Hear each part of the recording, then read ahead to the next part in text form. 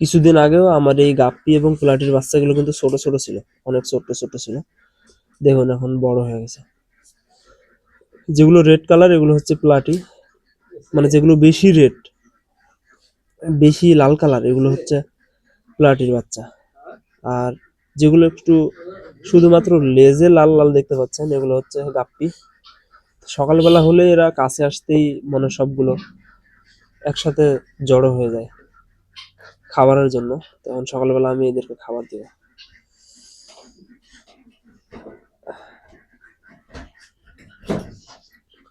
দেখছেন কিভাবে খায়,